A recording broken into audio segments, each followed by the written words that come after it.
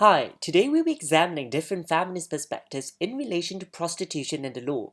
The current law in the UK is that the act of sex and paying for sex is legal, but the act of soliciting in public and the owning and managing of a brothel is criminalized. This seems to reflect a radical feminist view, except that radical feminism condones the idea that people should be allowed to pay for sex. Apart from critically analyzing the radical feminist view, this presentation will also discuss liberal feminism and ultimately postmodern feminism, which our group agrees with the most. Radical feminism is a perspective that calls for radical reordering of society in which male supremacy is eliminated in all social and economic contexts. Radical feminists are of the view that in most cases, prostitution is not a conscious and calculated choice. Hence, they take a very sympathetic approach and see them as victims. They claim that most women who become prostitutes do so because they're forced or coerced by a pimp or by human trafficking, or when it's an independent decision, it's generally the result of extreme poverty or other serious underlying problems or unfortunate circumstances. In Catherine McKinnon's words, in prostitution, women have sex with men they would never otherwise have sex with. The money thus acts as a form of force, not as a measure of consent. It acts like physical force does in rape. They see prostitution as a form of male dominance, as it puts the woman in a subordinate position, reducing her to a mere instrument of sexual pleasure for the client.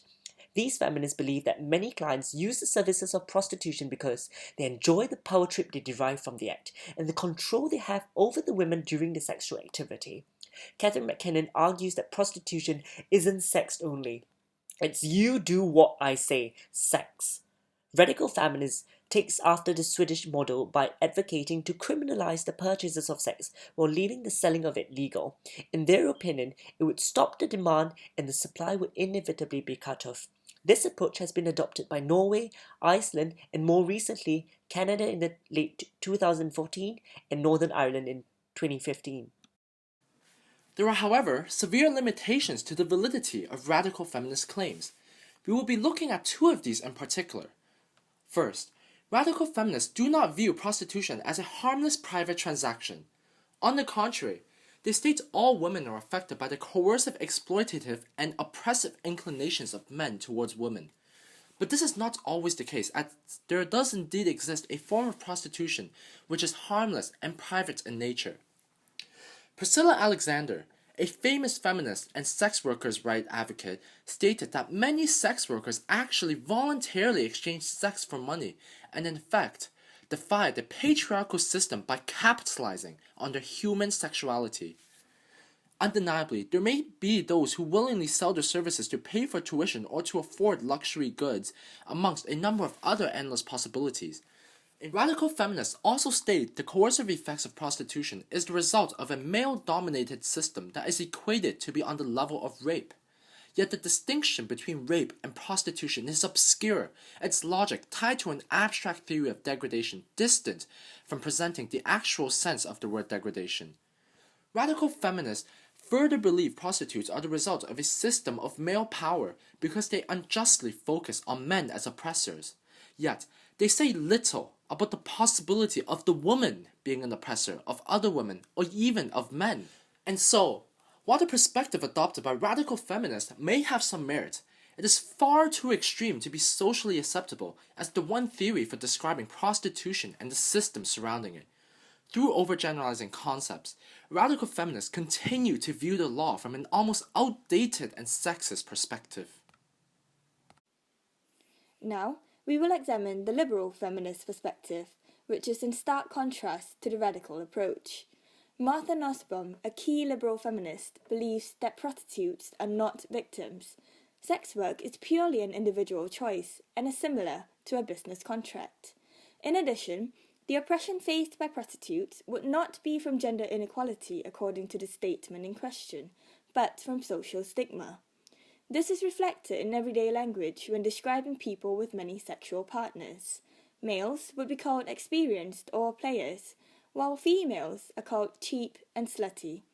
It is critical to consider what makes sex work much more stigmatized than other professions involving body parts, such as being a masseuse or a colonoscopy artist. This was touched on in Nussbaum's article, where ultimately it seems that the act of sex itself is a determining factor of the level of stigmatism attached to prostitution. Perhaps society still think, or would still like to think, of themselves as leaning on the conservative side of the fence and perceive sex as a sacred and highly reserved act. Liberal feminists, on the other hand, view that personal rights to choose a lifestyle should predominate over whatever society's general opinion is. However, liberal feminism is not any less flawed than radical feminism. Firstly, its proposal to decriminalize sex work would not remove the stigma associated with the profession, which is argued by Nussbaum to be the main issue needing to be resolved. Although decriminalization and regulation would prevent it from entering the black market, public perception would not be so easily changed just by amending black-letter law. We believe that education is a more effective solution. Discussions and exposure to the existence, origins, and works of prostitution would normalize the situation and render it just like any other profession.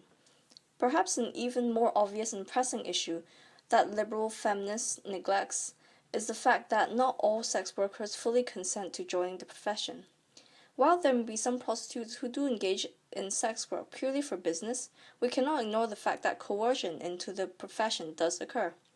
However, Nussbaum addresses this problem by suggesting using the law to facilitate the exercise of autonomy. Providing access to resources would not only help maintain one's bodily health and integrity and control over one's environment, but also, more importantly, assist in keeping the prostitutes informed of alternative occupations beyond prostitution. Only in doing so would prostitution be seen as a result of a more autonomous choice. Lastly, we need to be wary and consider if the morals of society could or should be changed so radically.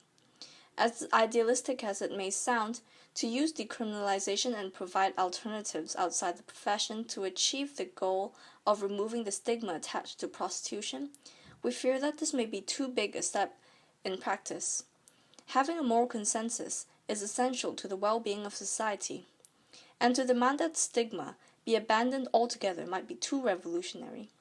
The law should reflect the collective values of the members of its society rather than coerce a change of values amongst its members. However, in conclusion, our group believes that postmodern feminism best represents how the law reflects the present values of today's society in practice. Postmodern feminism sets out that it is the language of the law that defines the subordinate position that women suffer from. Legal rules meant for the benefit of women have actually had the opposite effect of reinforcing the gender divide, entrenching the gender roles in legislation. Because of how anti-prostitution legal rules focus on the sex workers themselves, the image of the kind of sex that is looked down upon has been integrated into the view of society, resulting in the stigma that sex workers face, that what they do is immoral and debasing. This is emphasized by what would seem to be the approved kind of sex. For example, that which happens in the course of a marriage or in a happy, loving relationship. And this can be seen where the family courts will actually take sexual relations as a relevant factor in their deliberations. Our group believes that the way forward involves legislative change in relation to sex work and that prostitution as a service should be institutionalized. Putting further restrictions and punishments on prostitution, such as if we were to follow the view of radical feminism and criminalize the purchase of sex, would only drive prostitution or its clientele underground or further into cyberspace instead. Indeed, it will make prostitution even more lucrative as black markets arise. Institutionalization of prostitution would drive the practice above ground and not only allow sex workers the protection of the law, but also allows the government to regulate the industry, similar to how the adult film industry is managed. Thank you for listening to us.